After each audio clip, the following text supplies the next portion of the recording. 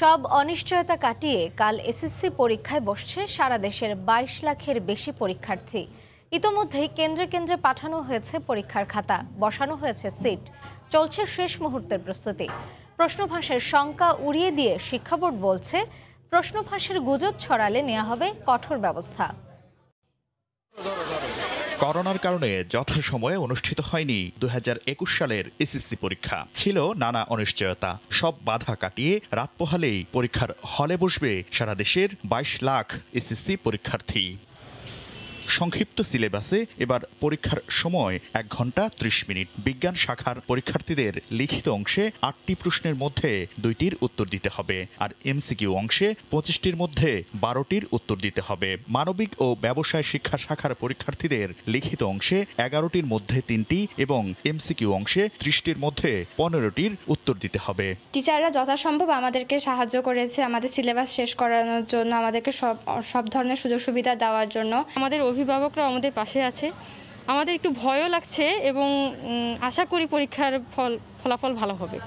ইতোমধ্যেই কেন্দ্রে কেন্দ্রে পৌঁছে গেছে খাতা, বসানো হচ্ছে সিট। কেন্দ্র সচিবরা বলছেন, আসন বিন্যাসে নিশ্চিত করা হয়েছে সামাজিক দূরত্ব রক্ষার বিষয়টি। স্বাস্থ্যবিধি মেনে ৬ ফিট বেঞ্চের উপরে ২ জন করে বসানোর সিস্টেম করেছি, এবং সিস্টেম করার জন্য আমাদের সুবিধা হয়েছে যে রুটিনটা ওইভাবে করা হয়েছে। দীর্ঘদিন বন্ধ থাকার পরে বাচ্চারা যেন সুষ্ঠুভাবে সুন্দরভাবে পরীক্ষা দিতে পারে এবং আমরাও যেন স্বস্তিতে থাকতে পারি। পরীক্ষার শতভাগ প্রস্তুতি সম্পন্ন হয়েছে জানিয়ে শিক্ষা বোর্ড বলছে, প্রশ্ন ফাঁসের নামে গুজব ছড়ালে নেওয়া হবে ব্যবস্থা। প্রশ্নপত্র ফাঁস যারা করার চেষ্টা করে, অপচেষ্টা করে, তাদেরকে কিন্তু সেইভাবেই দমন করা হবে। তা সবার সাথে আমাদের যোগাযোগ আছে।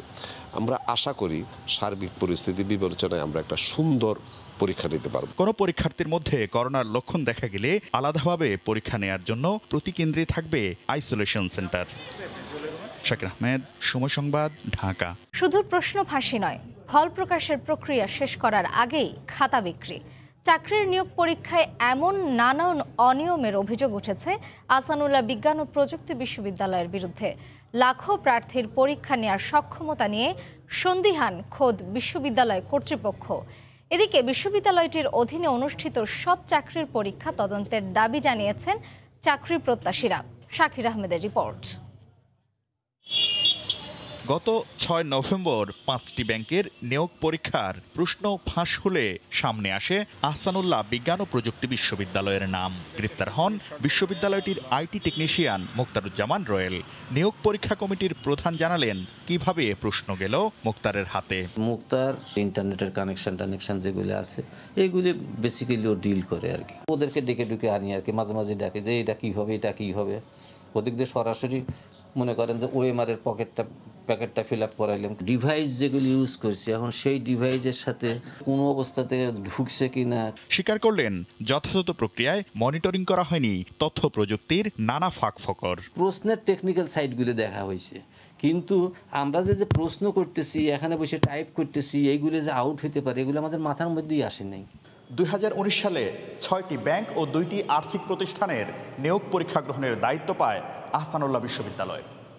নিয়ম অনুসারে পরীক্ষা গ্রহণের ২ বছর পর্যন্ত এই কক্ষে খাতা সংরক্ষণের বিধান থাকলেও বাংলাদেশ ব্যাংকের একটি টিম পরিদর্শনে এসে দেখতে পায় পরীক্ষার খাতা ফল প্রকাশের আগেই বিক্রি করে দিয়েছে বিশ্ববিদ্যালয় কর্তৃপক্ষ।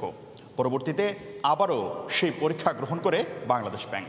তবে খাতা খোয়া যাওয়ার ঘটনায় তৎকালীন কমিটির অদক্ষতাকেই দায়ী করলেন বর্তমান পরিচালক। তদানীন্তন ডাইরেক্টর যিনি ছিলেন আর কি, তার কাছ থেকে আপনাদের জানতে হবে। তার কারণ হইতেছে উনি এককভাবে সবকিছু করতেন। গোয়েন্দা পুলিশ বলছে, শুধু টেকনিশিয়ান রয়েলই নন, বিশ্ববিদ্যালয় কর্তৃপক্ষও কোনোভাবেই দায় এড়াতে পারেন না। এখানে যে আহসানুল্লাহ ইউনিভার্সিটি, সেটা দায় এড়াতে পারে না। প্রায় ৬০ কোটি টাকার মতো লেনদেনের তথ্য আমরা প্রাথমিকভাবে পেয়েছি। এই বিশ্ববিদ্যালয়টির অধীনে বাংলাদেশ ব্যাংক আর কোনো পরীক্ষা নেবে না। এই সিদ্ধান্তে খুশি চাকরি প্রার্থীরা। যারা জড়িত থাকবে তাদেরকে যথেষ্ট শাস্তির আওতায় নিয়ে আসা হোক। বাংলাদেশ ব্যাংক বলছে, নোটিশের জবাব পেলে পরবর্তী ব্যবস্থা নেওয়া হবে। কৈফিয়ত তলব করা হয়েছে যে তোমরা 14 তারিখের মধ্যেই তোমরা তোমাদের এই ওপিনিয়নটা জানাবালি। আমরা যদি কনভিন্স হই, আমার ম্যানেজমেন্ট অবশ্যই তাদের একনিষ্ঠ ব্যবস্থা গ্রহণ করবে। রোববার বাংলাদেশ ব্যাংকে নোটিশের জবাব দেওয়ার কথা রয়েছে আহসানুল্লাহ বিজ্ঞান ও প্রযুক্তি বিশ্ববিদ্যালয় কর্তৃপক্ষের। শাকির আহমেদ, সময় সংবাদ, ঢাকা। বিশ্ব মানবতার কল্যাণে শক্তিশালী অংশীদারিত্বের তাগিদ দিয়ে প্রধানমন্ত্রী শেখ হাসিনা বলেছেন, কোভিড বাস্তবতায় শিক্ষা ব্যবস্থায় প্রত্যেক শিক্ষার্থীর জন্য ডিজিটাল ডিভাইস নিশ্চিত করতে হবে বিশ্ব নেতাদের। প্যারিসে স্থানীয় সময় শুক্রবার বিকেলে ইউনেস্কোর ৭৫তম প্রতিষ্ঠাবার্ষিকীর অনুষ্ঠানে কথা বলেন তিনি।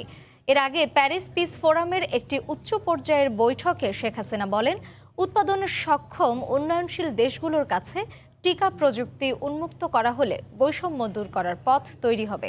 দেবাশিস রায়ের রিপোর্ট। বিশ্বের শিক্ষা, বিজ্ঞান ও সংস্কৃতির বিকাশ, লালন এবং সুরক্ষায় কাজ করা জাতিসংঘের বিশেষায়িত সংস্থা ইউনেস্কো পা রাখল প্রতিষ্ঠার ৭৫ বছরে। ঐতিহাসিক এই ক্ষণকে স্মরণীয় করে রাখতে সংস্থাটির পক্ষ থেকে আয়োজন করা হয় প্রতিষ্ঠাবার্ষিকীর বিশেষ অনুষ্ঠান। Her Excellency Sheikh Hasina, Prime Minister of Bangladesh. শুক্রবার ইউনেস্কো সদর দপ্তরের এই অনুষ্ঠানে সংস্থাটির মহাসচিব আঁদ্রে আজুলের আমন্ত্রণে ফ্রান্সের প্রেসিডেন্ট ইমানুয়েল ম্যাক্রো সহ উপস্থিত ছিলেন পুরো বিশ্বের অন্তত ২০ জন সরকার ও রাষ্ট্রপ্রধান। এ সময় শেখ হাসিনা বলেন, বৈশ্বিক শান্তি বজায় রাখতে একটি কার্যকর প্ল্যাটফর্মের নাম UNESCO. The pandemic has severely disrupted our education system. For recovery, we need a global plan to prioritize learning by investing in digital tools and services, access to internet, digital contents, and especially building of teachers. Covid পরবর্তী সময়ে শিক্ষা, vaccine প্রাপ্তি সহ মানবতার কল্যাণে তিনি বিশ্ব নেতৃবৃন্দকে এক হয়ে কাজ করার আহ্বান জানান। Let us seize the moment to forge strong partnership for common good of our global humanity. এর আগে শুক্রবার সকালে ফ্রান্সের থিঙ্ক ট্যাঙ্ক সংস্থা প্যারিস পিস ফোরাম বা পিপিএফ স্বল্প আয়ের উন্নয়ন সহযোগিতার প্ল্যাটফর্ম সাউথ সাউথ কোঅপারেশনের এই বৈঠকে যোগ দেন সরকার প্রধান।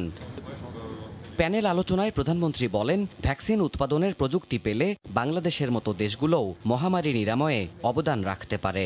The huge gap in access to vaccines and treatments is only too telling. A number of developing countries like Bangladesh have the capacity to ensure vaccine equity and quality. We need support with technical know-how or TRIPS waiver to go into large-scale vaccine production for sharing vaccines with the rest of the world. বিশ্বের বিভিন্ন চ্যালেঞ্জের প্রযুক্তিগত সমাধানের platform হিসেবে কাজ করতে বাংলাদেশে একটি নলেজ সেন্টার স্থাপনে বিশ্ব সম্প্রদায়ের সমর্থন প্রত্যাশা করেন প্রধানমন্ত্রী। দেবাশিস রায়, সময় সংবাদ। বিএনপি চেয়ারপারসন বেগম খালেদা জিয়াকে বিকেলে আবারও রাজধানীর এভারকেয়ার হাসপাতালে নেওয়া হচ্ছে। স্বাস্থ্য পরীক্ষা ও নিয়মিত চিকিৎসার অংশ হিসেবে তাকে হাসপাতালে নেওয়া হবে। এর আগে ২৭ দিন বিএনপি চেয়ারপারসন এভারকেয়ার হাসপাতালে চিকিৎসা নেন। এ সময় তার বায়োপসি করা হয়। গত ১২ই অক্টোবর বেগম জিয়ার জ্বর অনুভূত হলে তাকে এভারকেয়ারে ভর্তি করা হয়। এরপর ২৫ অক্টোবর অস্ত্রোপচার করা হয় ও ৭ নভেম্বর গুলশানের বাসা ফিরোজায় ফেরেন বেগম জিয়া। এর আগে করোনার চিকিৎসার জন্য ৫৪ দিন হাসপাতালে থাকার পর ১৯ জুন বাসায় ফেরেন বিএনপি চেয়ারপারসন। তিনি দীর্ঘদিন যাবৎ আর্থ্রাইটিস, ডায়াবেটিস, হাঁটু ও ফুসফুসের বিভিন্ন জটিলতায় ভুগছেন।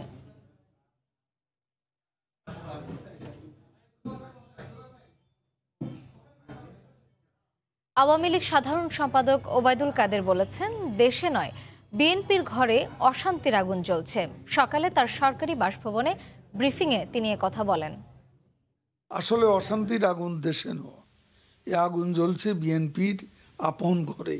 এ আগুন ক্ষমতা ফিরে পাওয়ার আগুন। এ আগুন আন্দোলন, নির্বাচনে ব্যর্থতা থেকে সৃষ্ট পুঞ্জীবিত হতাশার আগুন। দেশের মানুষের চোখের ভাষা যারা বোঝে না, মনের ভাষা যারা বুঝতে পারে না, ক্ষমতাকে যারা ভোগের বিলাসিতার বাহন মনে করে, তাদের বুকেই জ্বলে অশান্তির আগুন। চট্টগ্রামে বাড়তি ভাড়া নিয়ে কথা কাটাকাটির জেরে এক যাত্রীকে মারধরের পর চলন্ত বাস থেকে ফেলে দেয়ায় অভিযোগ পাওয়া গেছে। এ ঘটনায় আটক করা হয়েছে বাসের চালক এবং হেলপারকে। সাক্ষাৎপুর ক্যামেরায় বিস্তারিত জানাচ্ছেন কমল দে।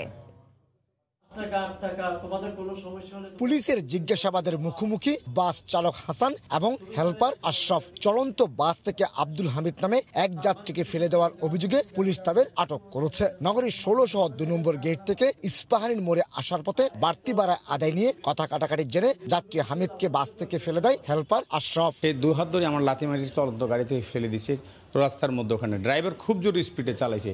তারপর অন্যগুলো আরো ওদের গ্রুপের লোক এসে আমাকে মাইর 7,000 টাকা নিছে আর আমার এই মোবাইলটা ভেঙে নিছে। ঘটনার পরপরই 999 ফোন পেয়ে পুলিশ প্রথমে চালক হাসানকে এবং পরবর্তীতে অভিযান চালিয়ে হেল্পার আশরাফকে আটক করে। জব্দ করা হয়েছে বাসটি। পুলিশের সহযোগিতায় প্রাথমিক চিকিৎসা দেওয়া হয়েছে আহত যাত্রীকে। 5 টাকার ভাড়া 8 টাকা নিচ্ছে, যার কারণে বাড়াবাড়ি হয়। এক পর্যায়ে হেল্পার তাকে ধাক্কা মেরে চলন্ত গাড়ি থেকে ফেলে দেয় এবং সে আহত হয়।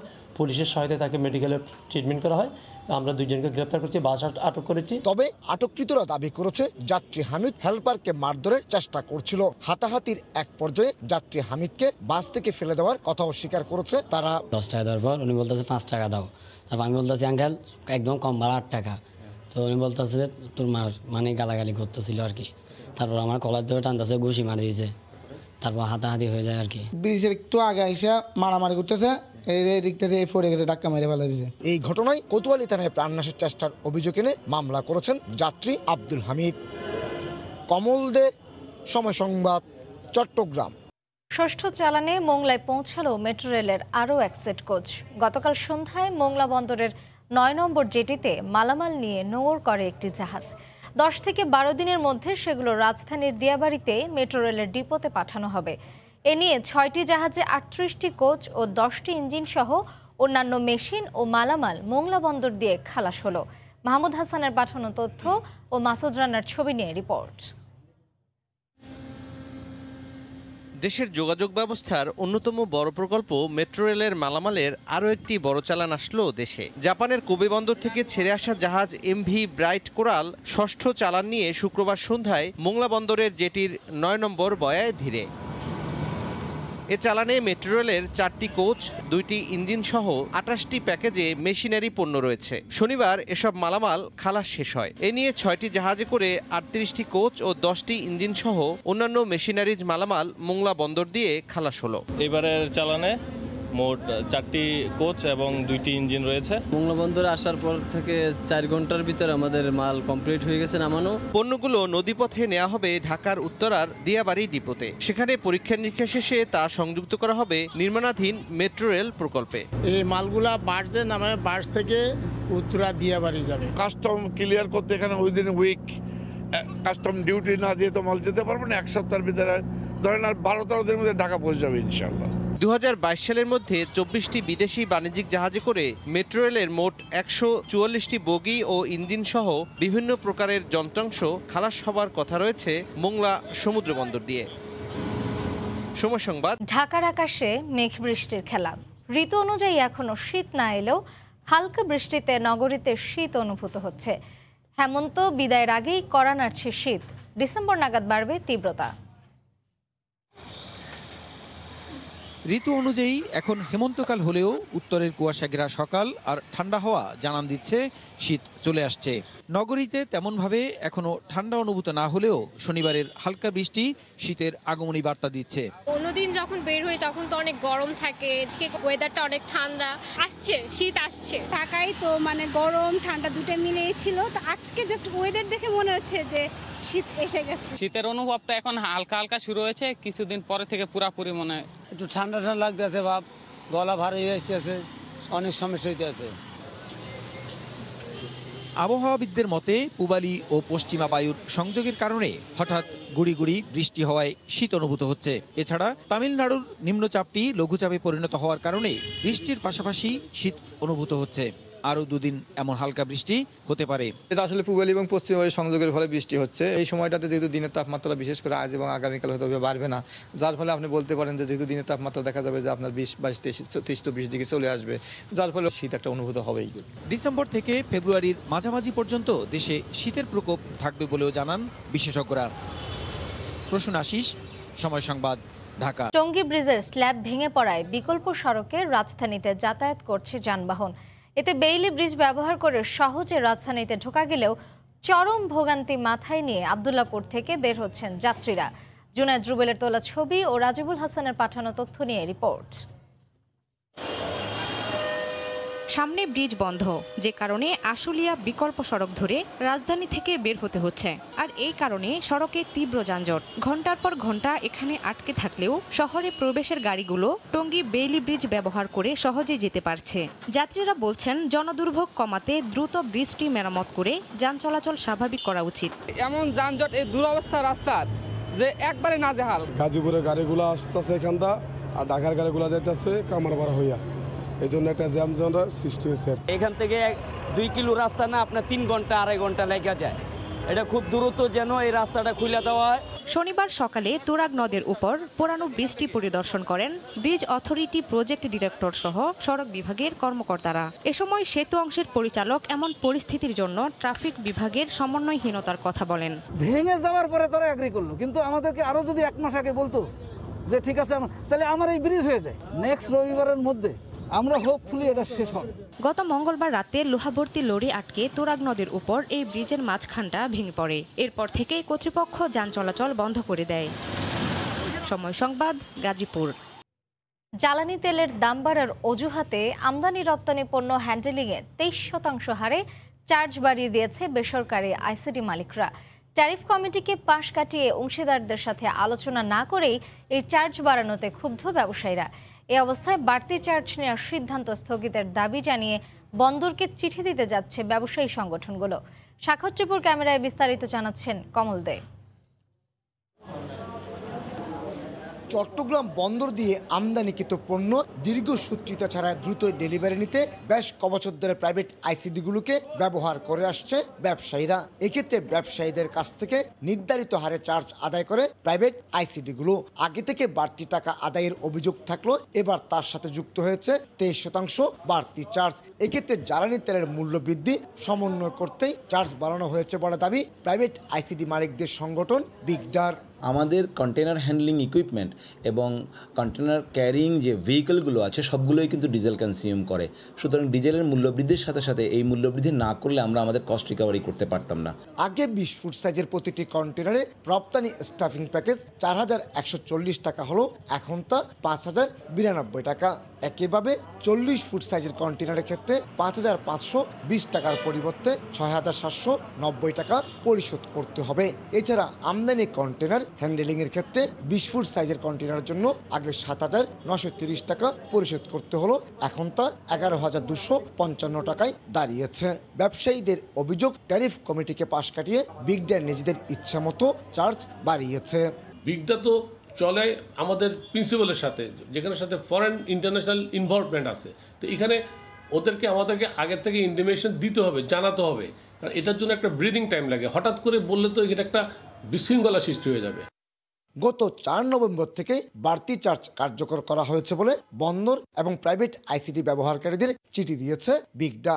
তবে বাড়তি চার্জ আদায়ের সিদ্ধান্ত স্থগিত রাখতে নৌ পরিবহন মন্ত্রণালয়ের পাশাপাশি চট্টগ্রাম বন্দরকে পাল্টা চিঠি দিতে যাচ্ছে ব্যবসায়ী সংগঠনগুলো। আর বন্দর কর্তৃপক্ষ বিষয়টা পর্যবেক্ষণ করছে। এমনিতেই আমাদের অতিরিক্ত কিন্তু ফ্রেট বাড়তি, সেই সাথে অন্যান্য খরচ বেড়ে গেছে, সাথে যদি আবার আপনার এই ডিপোর রেটও বেড়ে যায়, তাতে কিন্তু আমরা সবাই কিন্তু অনেক ক্ষতিগ্রস্ত হব। দুই পক্ষের অসন্তোষের কারণে যদি চিটং পোর্টের প্রোডাক্টিভিটি হ্যাম্পার করার কোনো অবকাশ থাকে, তাহলে সেটা আমরা অবশ্যই দুপক্ষকে নিয়ে আমরা সেটা সমাধানের চেষ্টা করব। প্রাইভেট আইসিডিগুলো বছরে প্রায় 10 লাখ কন্টেনার হ্যান্ডেলিং করছে। এর মধ্যে 6.5 লাখ রপ্তানি কন্টেনার এবং 3.5 লাখ আমদানি কন্টেনার। চট্টগ্রাম বন্দরের উপর চাপ কমাতে প্রথম পর্যায়ে অন্তত 37 ধরনের পণ্য খালাসের ব্যবস্থা করা হয়েছিল এই 19টি প্রাইভেট আইসিডিতে।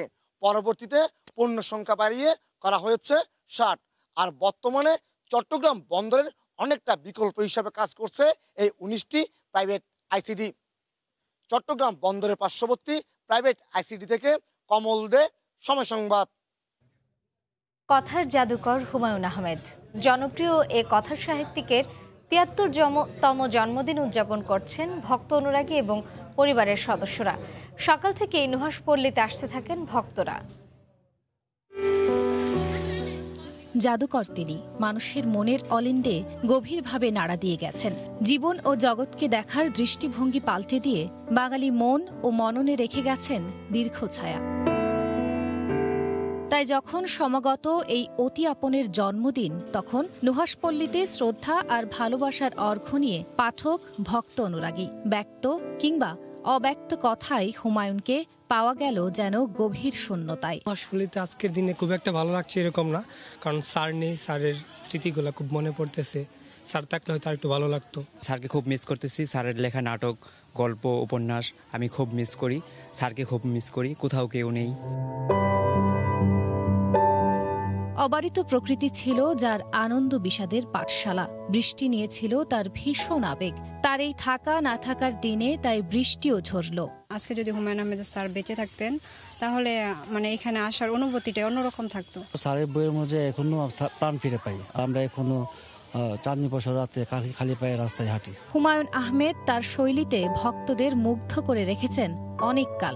তিনি ভক্তদের মাঝে আছেন, তাই তো বিশ্বলোকে এখনো তার জন্মদিন উদযাপিত হয় আনন্দ বিষাদে ফুলেল সমারোহে। নুহাশপল্লীতে ছিলেন হুমায়ুনের পরিবারের সদস্যরাও। যারা হুমায়ুন আহমেদকে ভালোবাসেন, হুমায়ুন আহমেদের পাঠক, হুমায়ুন আহমেদের নাটকের, সিনেমার দর্শক, হুমায়ুন আহমেদের লেখা গানগুলো যারা ভালোবাসেন, তারা হুমায়ুন আহমেদকে আজীবন ভালোবেসে গেছেন, ভালোবেসে যাবেন, এবং তারা তাদের পরবর্তী প্রজন্মের হাতে হুমায়ুন আহমেদকে তুলে দিবেন, হুমায়ুন আহমেদের লেখা তুলে দিবেন, হুমায়ুন আহমেদের সৃষ্টিকর্ম তুলে দিবেন।